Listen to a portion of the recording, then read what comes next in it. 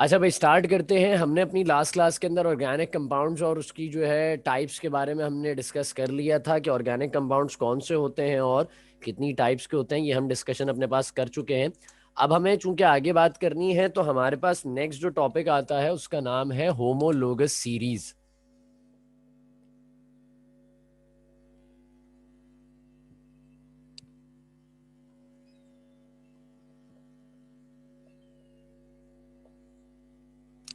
इस टॉपिक का नाम है होमोलोगस सीरीज। अब ये होमोलोगस सीरीज क्या है, मैं थोड़ा सा इसके बारे में डिफाइन करता चलूं that what is the homologous series. और ये जो होमोलोगस सीरीज है, ये बेसिकली लफ्ज होमोलोगस, ये दो लफ्जों को मिलाकर बनाया गया। होमो मीन्स होता है सेम और लोगस मीन्स होता है रेशो, यानी कि होमोलोगस के लफ्जी माने जो हमारे पास बनते हैं वो कहलाते हैं सेम रेशो। सही। तो होमोलोगस सीरीज के बारे में स्टार्ट करते हैं। अपने पास हेडिंग डाल दीजिएगा होमोलोगस सीरीज की।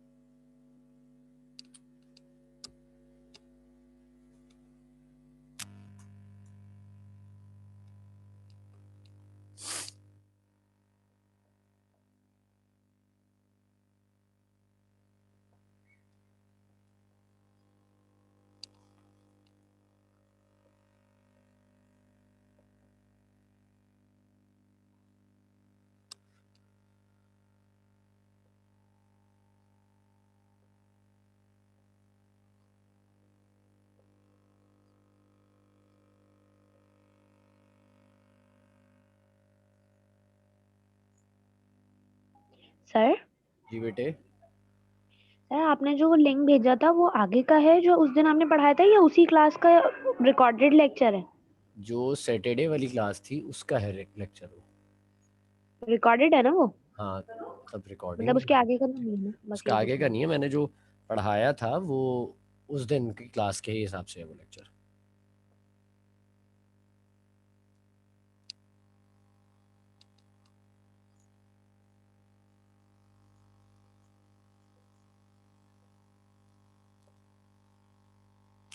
चलिए बात स्टार्ट करते हैं। कहते हैं भाई, a series of compounds in which the each successive member has a difference of CH2 group is called homologous series।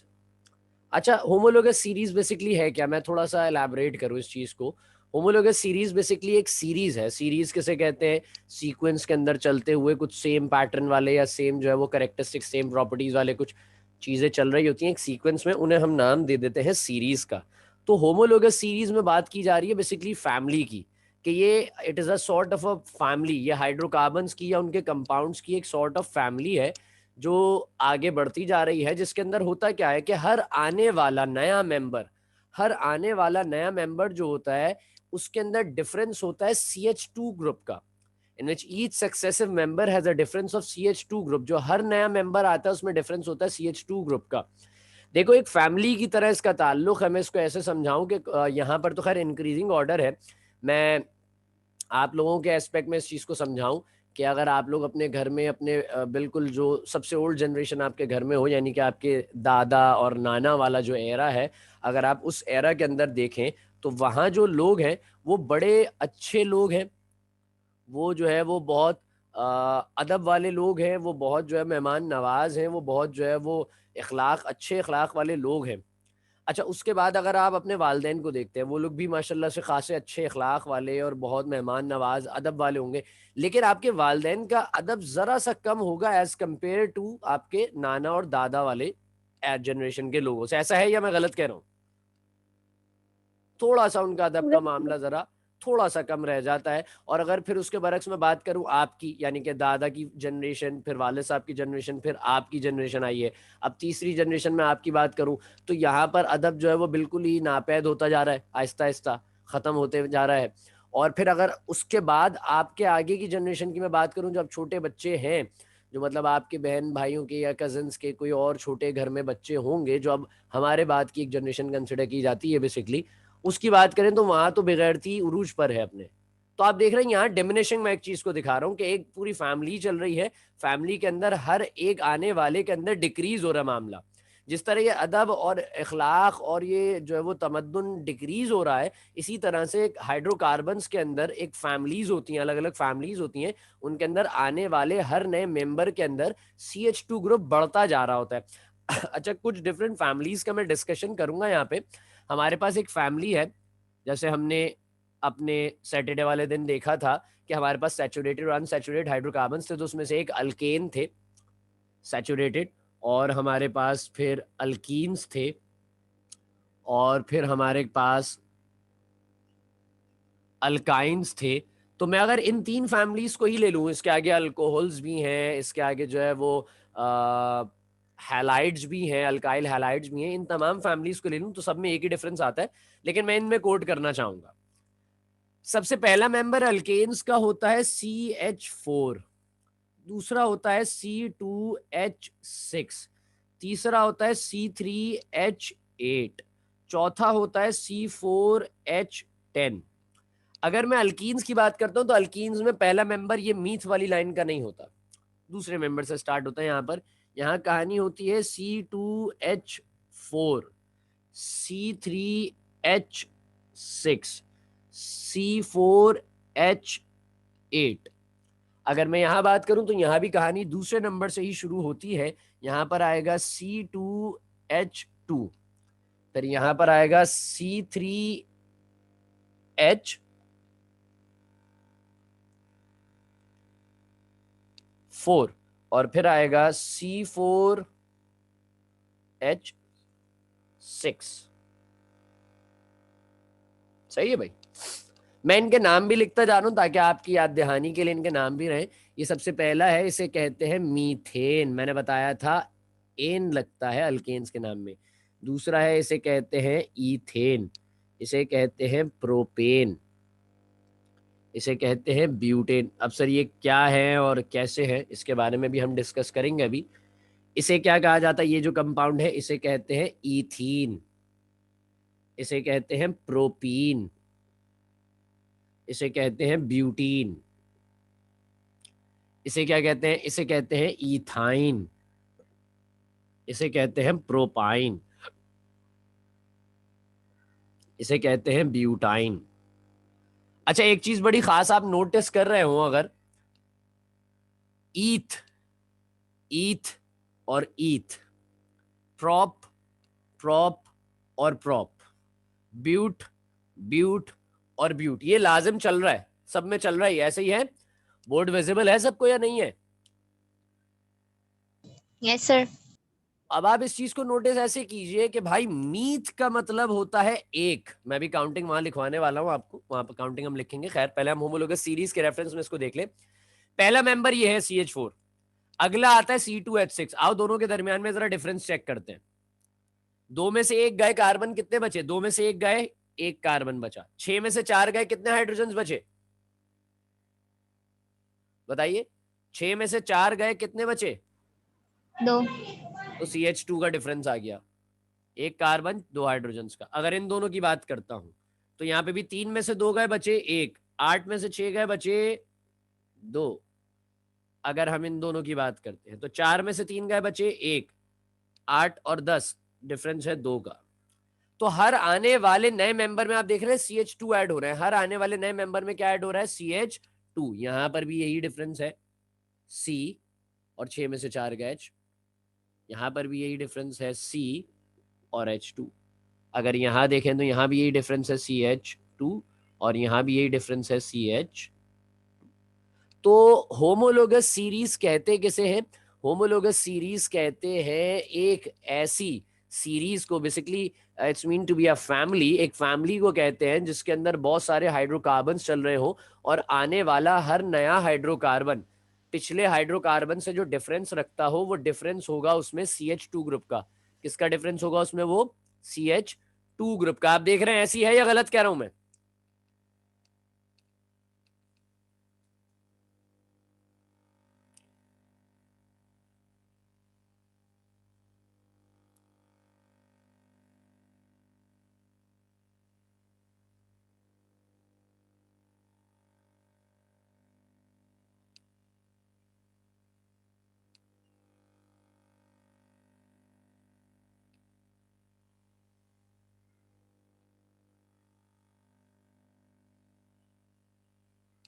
चलो ये आ गई हमारी काउंटिंग। मीथ मतलब होता है 1, ईथ मतलब होता है 2, प्रॉप मतलब होता है 3, ब्यूट मतलब होता है 4, पैंट मतलब 5, हैक्स मतलब 6, हैप्ट मतलब 7, ऑक्ट मतलब 8, नॉन मतलब 9 और डेक मतलब 10। काउंटिंग भी लिख लो साथ साथ जल्दी से ये। Meth, eth, prop, but, pent, hex, hept, oct, non और डेक। दो तरह की काउंटिंग्स होती हैं जो हमारे पास इस्तेमाल की जाती हैं नॉर्मली। दो तरह की काउंटिंग्स होती हैं जो हमारे पास इस्तेमाल की जाती हैं हाइड्रोकार्बन्स के कंपाउंड्स को नाम देने के लिए। क्या कहा मैंने जुमला?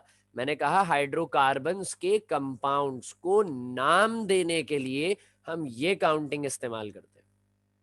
Myth, eth, prop, but, pent, hex, hept, oct, non और डेक।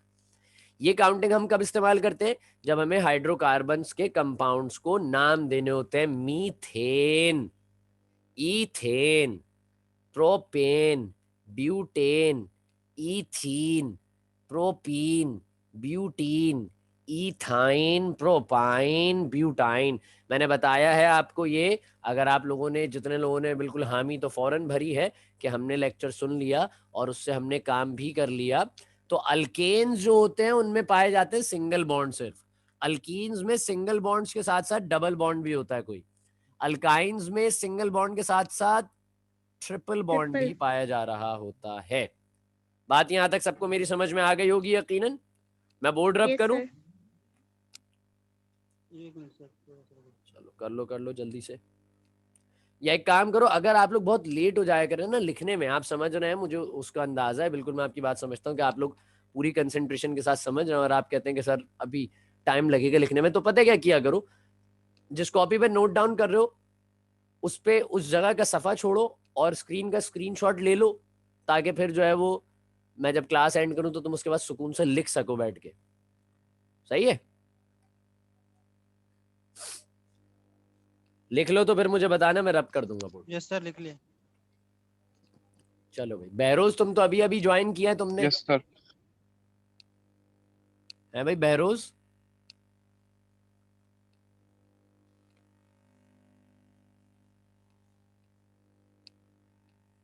तो तुम्हें तो ये टॉपिक शुरू से ही देखना पड़ेगा बेटा।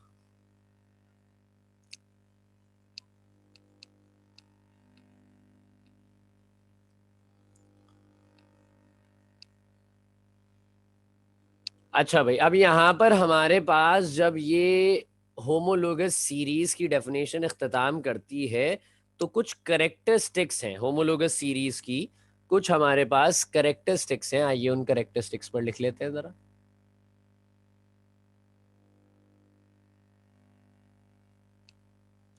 करेक्टरिस्टिक्स पे कुछ बात करते हुए चलते हैं।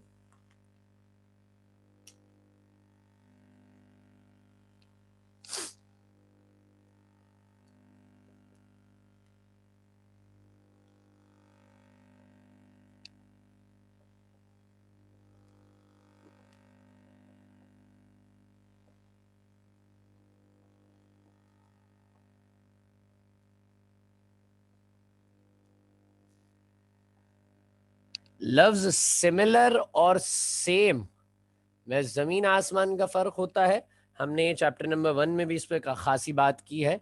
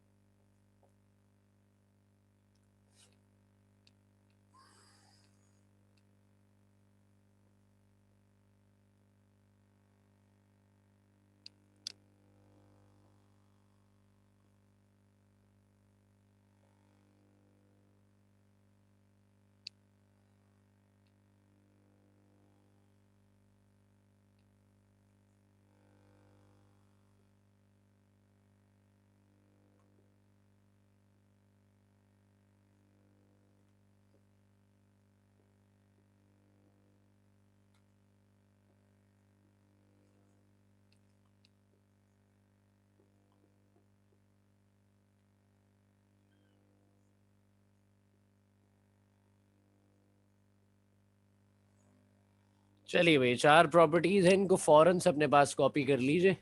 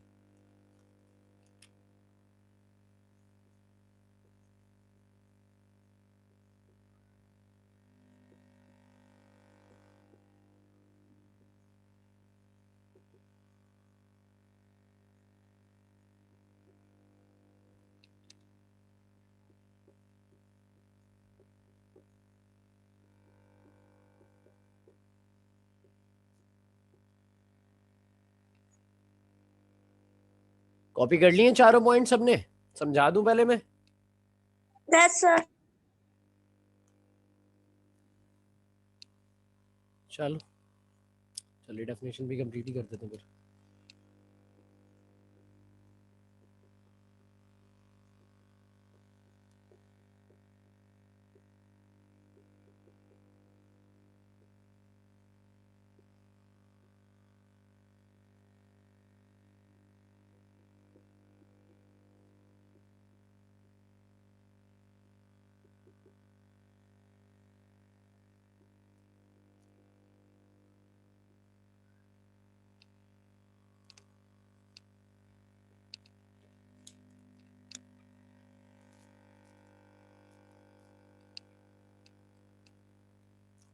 देखो भाई, सबसे पहला पॉइंट कहता है all compounds in the series have the similar structure, not the same structure, they have the similar structures. उनके स्ट्रक्चर सिमिलर होंगे, यानी कि अल्केन्स जो होंगे सारे, अगर मैंने 3 फैमिलीज आपसे डिस्कस की, तो अल्केन्स जितने भी होंगे सब में सिर्फ सिंगल बॉन्ड्स होंगे, सब में सिर्फ सिंगल बॉन्ड्स होंगे कार्बन कार्बन एटम्स के दरमियान में। अल्कीन्स जो होंगे सबके स्ट्रक्चर्स के अंदर सिंगल बॉन्ड्स के साथ डबल बॉन्ड आ रहे होंगे, सिर्फ सिंगल और डबल बॉन्ड्स होंगे। अल्काइंस के स्ट्रक्चर्स के अंदर सिंगल बॉन्ड्स और फिर ट्रिपल बॉन्ड्स भी मौजूद होंगे। सिमिलैरिटी देखी जाती है स्ट्रक्चर्स में, not the word same, it's the word similar. तो सिमिलर और सेम में थोड़ा डिफरेंस है। सिमिलर मतलब होता है मिलता जुलता, सेम मतलब एक जैसा बिल्कुल।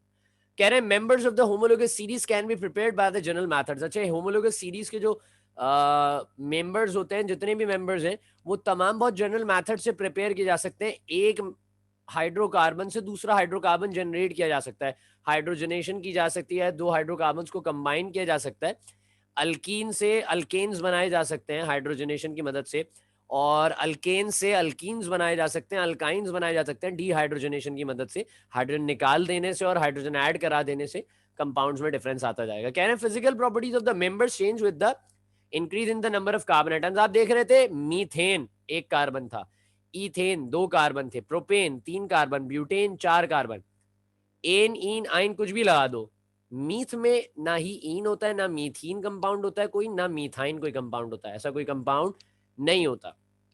अल्कीन और अल्काइन स्टार्ट ही दूसरे नंबर से होते हैं, यानी कि ईथ से। कैनन की फिजिकल प्रॉपर्टीज एक दूसरे से बदलती जाती हैं, ये सब्सटेंसेस एक दूसरे से चेंज होते जाते हैं, इनमें कुछ डिफरेंसेस आते जाते हैं। किस बुनियाद पे? कि जैसे जैसे इनके अंदर कार्बन के एटम्स की तादाद बढ़ती जा रही होती है, वैसे वैसे ये सब्सटेंसेस जो है वो एक दूसरे से चेंज होते जा रहे होते हैं। बात यहां तक सबको समझ में आ गई? Yes sir. और लास्ट पॉइंट हमारा क्या कहता है? That each successive member has a difference of CH2 group. हर आने वाला जो नया मेंबर है उसमें डिफरेंस जो है वो CH2 ग्रुप का है। ये बात तो हमने डेफिनेशन में भी देखी इसकी, ऐसी है।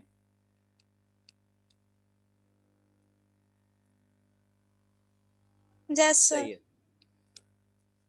अच्छा भाई, फंक्शनल ग्रुप क्या है? वो हम लोग सीरीज इख्तिताम करके अब हमारे पास है फंक्शनल ग्रुप। अब ये फंक्शनल ग्रुप बड़ा मजेदार है और ये समझ लीजिए कि सेकेंड ईयर केमिस्ट्री ऑर्गेनिक में आखिरी दम तक आपके साथ ये एक छोटी सी हेडिंग चलती रहेगी। मतलब फंक्शनल ग्रुप जो होते हैं वो चलते रहेंगे, ये हेडिंग तो खत्म हो जाएगी अभी। कहते हैं एन एटम और group of atoms which is responsible for the distinctive properties of a compound called the functional group. समझ में आने वाली बात जरा मुश्किल है, समझते हैं। मिसाल के तौर पर आपने बीफ का कीमा खाया होगा, सबने खाया या नहीं खाया? No, sir. Yes sir. क्या बात, क्या बात है।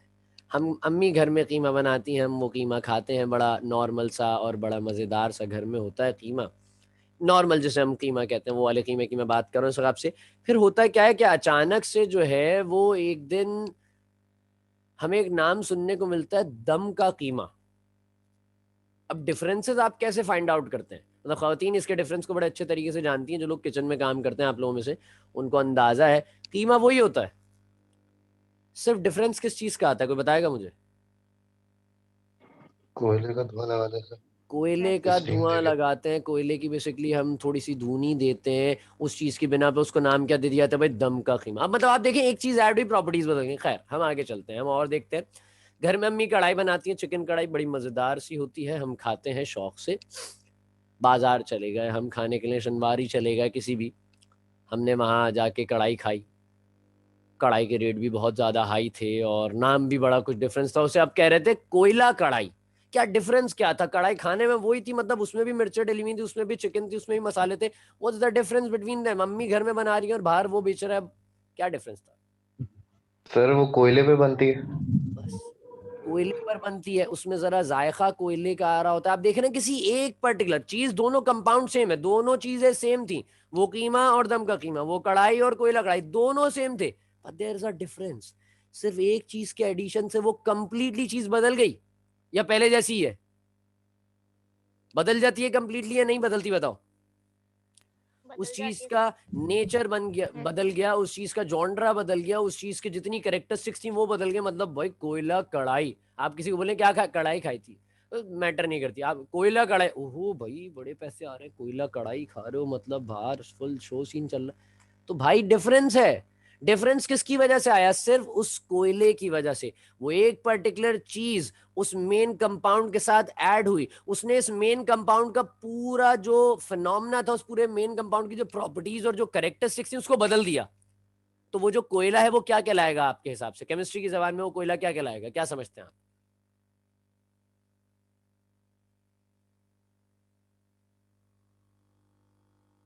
गरीबों, वो कोयला कहलाएगा फंक्शनल ग्रुप। फंक्शनल क्या कहलाएगा? Functional functional group. ग्रुप। अब जरा दोबारा पढ़ो इस मिसाल को जहन में रखते हुए। एन एटम, एक एटम या ग्रुप ऑफ एटम्स, बहुत सारे atoms, which is responsible for the distinctive properties of a compound, जो रिस्पॉन्सिबल होता है एक कंपाउंड में कुछ तरह की कैरेक्टरिस्टिक्स का, रिस्पॉन्सिबल होता है। मतलब एक कंपाउंड नॉर्मल था, उसके साथ एक चीज आकर जुड़ी, ऐसी जुड़ी कि उसकी वजह से उस पूरे कंपाउंड का नेचर ही बदल गया, उसकी कैरेक्टरिस्टिक्स ही बदल गई। मिसाल के तौर पर मैं आपको ऐसे समझाऊं कि हमने लिखा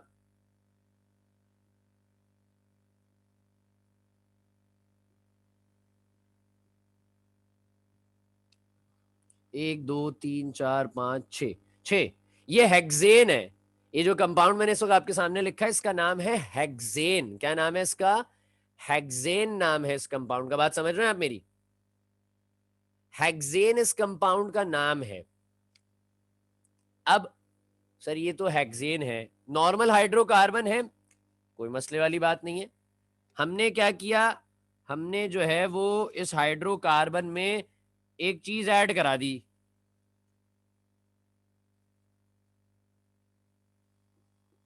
हमने इस हाइड्रोकार्बन में एक चीज ऐड करा दी, OH लगा दिया। अब ये हेक्सेन नहीं है, अब इसका नाम क्या है? इसका नाम है हेक्सानॉल। क्या नाम है इसका? हेक्सानॉल नाम है अब इसका, या दूसरे अल्फाज में बताऊं तो हेक्साइल अल्कोहल नाम है इसका। क्या नाम है इसका? Hexyl alcohol. याद रखो, किसी हाइड्रोकार्बन के साथ, किसी ऑर्गेनिक कंपाउंड के साथ OH लग जाए, OH लग जाए तो हम उसे कहते हैं क्या? हम उसे कह देते हैं अल्कोहल। क्या नाम दे देते हैं हम उसे? अल्कोहल का नाम दे देते हैं। बात समझ रहे हैं आप मेरी? किसी भी हाइड्रोकार्बन के साथ अगर किसी भी हाइड्रोकार्बन के साथ अगर कभी OH लग जाए तो हम उसे कहते हैं अल्कोहल। क्या नाम देते हैं? आप कहें सर हमने तो मतलब पिछले कुछ चैप्टर्स के अंदर NaOH पढ़ा, CaOH ब्रैकेट आउट 2 पढ़ा, MgOH ब्रैकेट आउट 2 पढ़ा, KOH पढ़ा। सर वो तो अल्कोहल थे ही नहीं, हम तो बचपन से पढ़ते आ रहे हैं भाई OH का मतलब बेस होता है। ऐसी है या गलत कह रहा हूं मैं?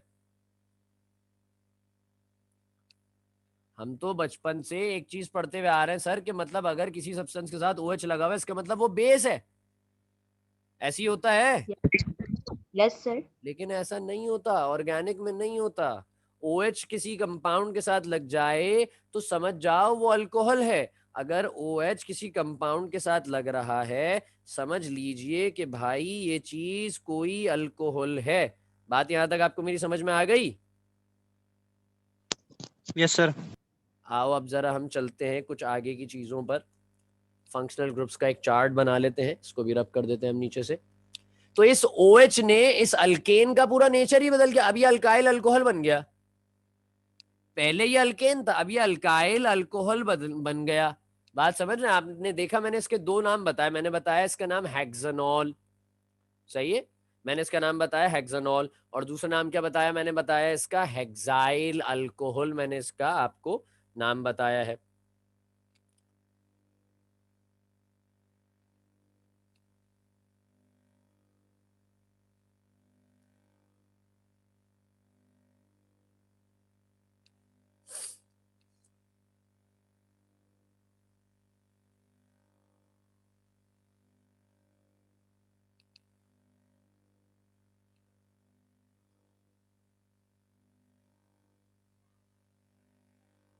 चलिए भाई, अब हम डिफरेंट सॉर्ट के हमारे पास फंक्शनल ग्रुप्स हैं उनके ऊपर स्टडी करने जा रहे हैं हम अपने पास। तो आप बिल्कुल साथ साथ मेरे चलिएगा ताकि हम सारे फंक्शनल ग्रुप्स के बारे में अच्छे तरीके से स्टडी कर सकें।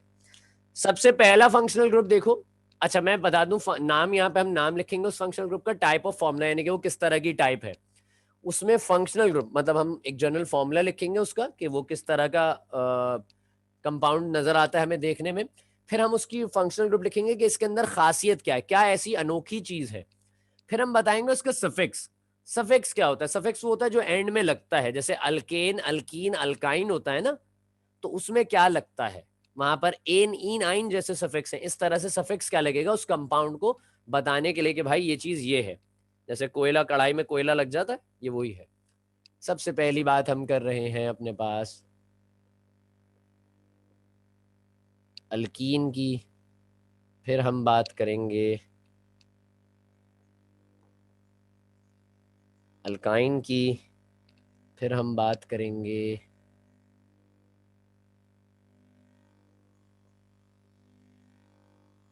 अल्कोहल की, फिर हम बात करेंगे अल्काइल हैलाइड की। बोर्ड सबको विजिबल है या नहीं है पहले मुझे बता देना ये बात। अगर कहीं मसला हो कि सर बोर्ड विजिबल यस नहीं सर, हो रहा विजिबल है। तो मुझे ये बात बता देना, क्योंकि ये कुछ बारीक बीनियां होंगी इसमें जरा आपको जो नोटिस करनी पड़ेंगी भाई।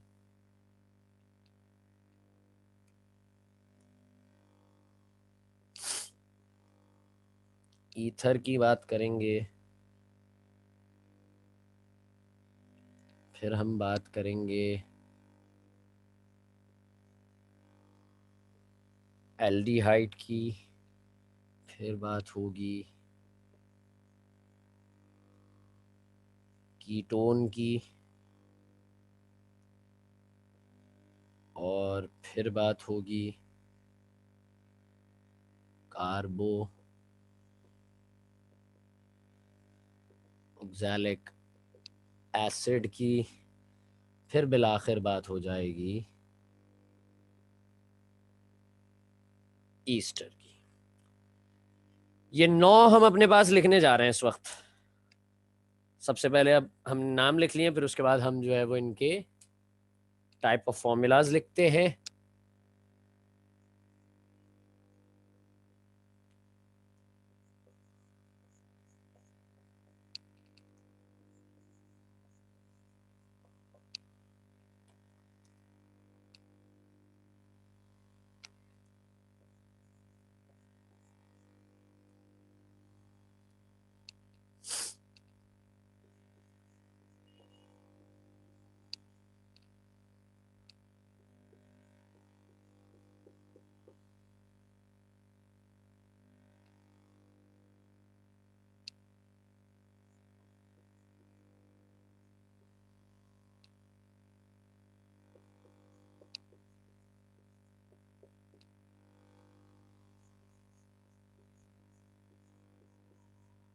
अब यहाँ पे सर ये आर क्या है, आपने हर जगह आर लिख दिया। आर मतलब क्या होता है बेटा? आर कहीं पे भी किसी भी चीज के जनरल फॉर्मूले में अगर आपको आर लिखा हुआ मिल जाए मेरे बेटे, समझ लेना आर मतलब होता है हाइड्रोकार्बन। आर मतलब क्या होता है? हाइड्रोकार्बन होता है। अच्छा, आर के बाद सर हम देख रहे हैं कि एक्स भी लिखा हुआ मिला है। एक्स, एक्स मतलब क्या है? एक्स कहते हैं मेरा बेटा हैलोजेंस को। एक्स किसको कहते हैं? हैलोजेंस को कहते हैं, सही है। आर मतलब हाइड्रोकार्बन्स, एक्स मतलब हैलोजेंस होते हैं। यहां तक बात सबको क्लियर होती है? अब ये जनरल फॉर्मूलाज लिखे हुए पहले से हम कॉपी कर लेंगे, फिर उसके बाद हम सारी चीजों को एक साथ समझेंगे। बात समझ गए भाई सारे?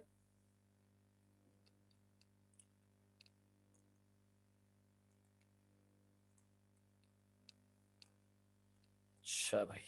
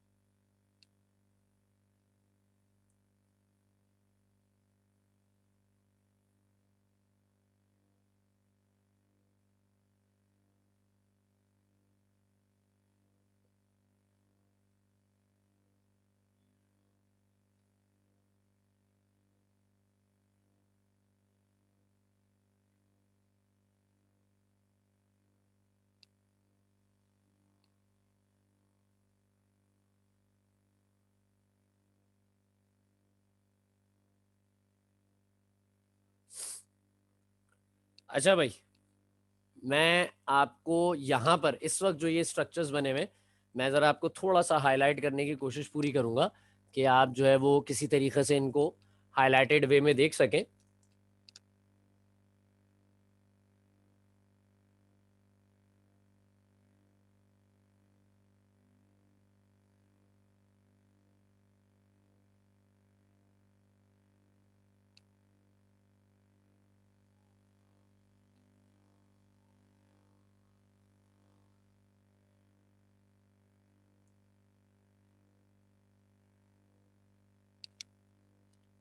मैंने यहाँ पर जो स्ट्रक्चर्स बनाए हैं ये सब मैंने खोलकर स्ट्रक्चर्स बना दिए, वरना आप इनको बंद स्ट्रक्चर्स की फॉर्म में भी देख सकते हैं, वो भी आपके लिए बहुत ईज रहती है समझने की। लेकिन मैंने खोलकर इसीलिए बना दिए ताकि आप जो है वो आसानी इन स्ट्रक्चर्स को समझ सकें कि यार ये जब हमारे पास नॉमेनक्लेचर में बना हुआ आएगा तो ये किस तरह से हमें नजर आ रहा होगा।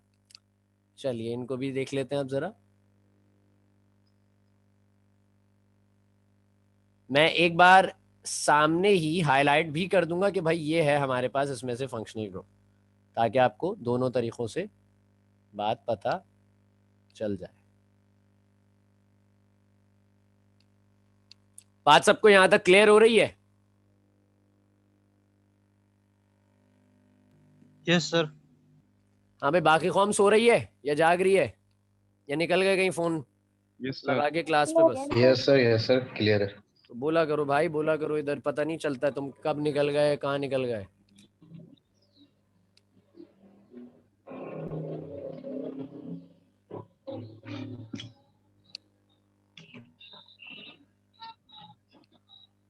अब इतना भी नहीं बोलो कि माइक ही बंद नहीं करोगे क्या?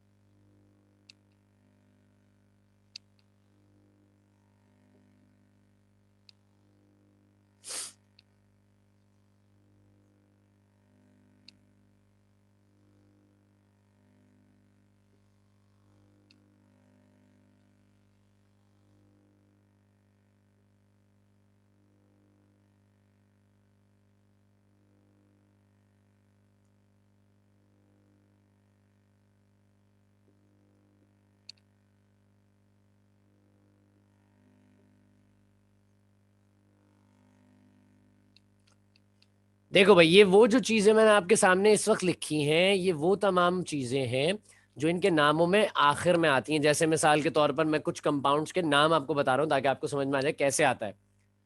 ईथीन, इथाइन, इथेनॉल, या फिर आपके पास जो है वो हैलो अल्केन से मुराद यहाँ पे क्या है, हैलो आता है। जैसे chloro ethane, chloro propane, chloro butane. यहाँ पे क्या आता है, ईथर्स के अंदर या तो हम नाम में ईथर लगा देते हैं या फिर ऑक्सी लगाते हैं। मिथॉक्सी प्रोपेन, बात समझ रहे हैं? ऑक्सी आता है, ऑक्सी नाम में आता है, बीच में आता है, इसलिए मैंने डैश नहीं डाला है।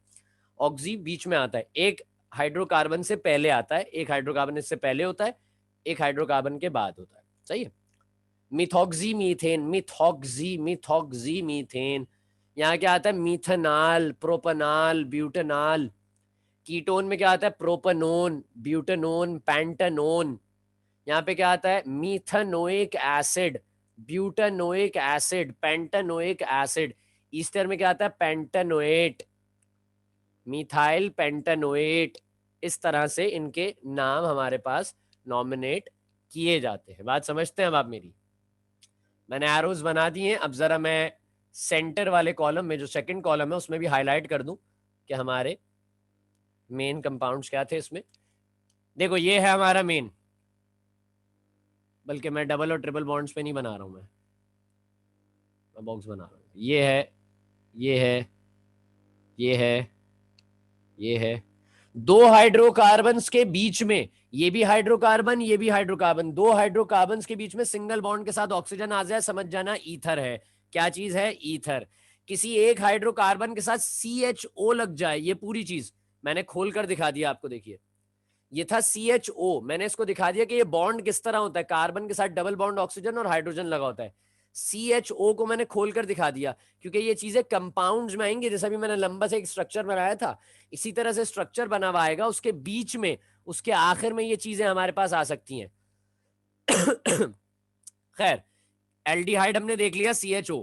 कीटोन क्या है, दो हाइड्रोकार्बन के बीच में कार्बन विद डबल बॉन्ड, ये carbon with double bond, CO, carbon with double bond oxygen, carbon with double bond oxygen.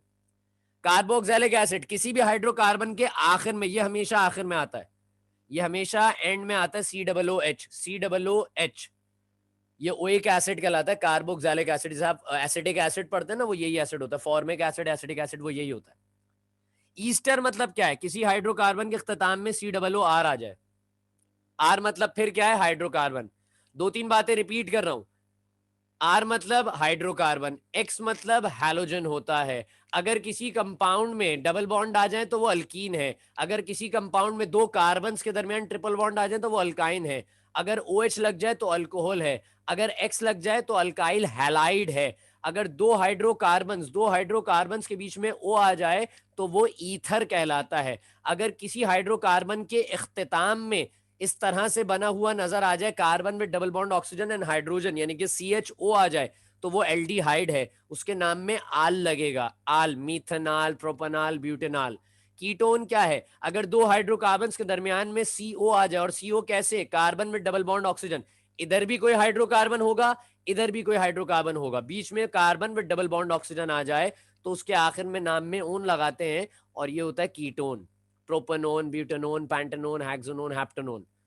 Carboxylic acid किसी हाइड्रोकार्बन की चेन के इख्तिताम में COOH आ जाए, इस तरह से बना हुआ या ऐसे लिखा हुआ। ऐसे लिखा हुआ भी आ सकता है, इस तरह बना हुआ भी आ सकता है। इसके लिए मैं कह सकता हूं ये ऐसे भी आ सकता है लिखा हुआ, बना हुआ बहुत कम आता है हमारे पास। ये बात समझ रहे हैं आप मेरी? खैर, तो ये कहलाएगा हमारा कार्बोक्सिलिक एसिड। अगर किसी हाइड्रोकार्बन के इख्तिताम में COOR आ जाए, इस तरह COO, और इस O के साथ, इस O के साथ R लगा होगा, इस O के साथ COO, और यहां R लगा होगा, यहां कोई R होगा। मैं लिख दूं उस R को भी ताकि तुम, बल्कि R नहीं लिख रहा, R मतलब हाइड्रोकार्बन, लंबी चेन होती है। यहां कोई हाइड्रोकार्बन अटैच आ जाए तो उसे हम कहते हैं ईस्टर, और ईस्टर के नाम में आता है O8। बात यहां तक सबको समझ में आ गई मेरी? Yes yes sir. सर। मैं इसकी एक अदद पिक्चर तुम लोगों को भेज रहा हूं ग्रुप पे, क्लास एंड करते ही बस। सही है? Okay sir. तो बिल्कुल उसको भी देख लेना ताकि बहुत आसानी से तुम लोगों के लिए मसाइल का हल हो जाएगा। सही है? अगर किसी ने नहीं लिखा सही तरीके से, बोर्ड की विजिबिलिटी या कोई ऐसी चीज, तो आप वहाँ देख सकते हैं। सही भाई, इंशाल्लाह आपसे नेक्स्ट क्लास में मुलाकात करते हैं। बहुत शुक्रिया, अस्सलाम वालेकुम।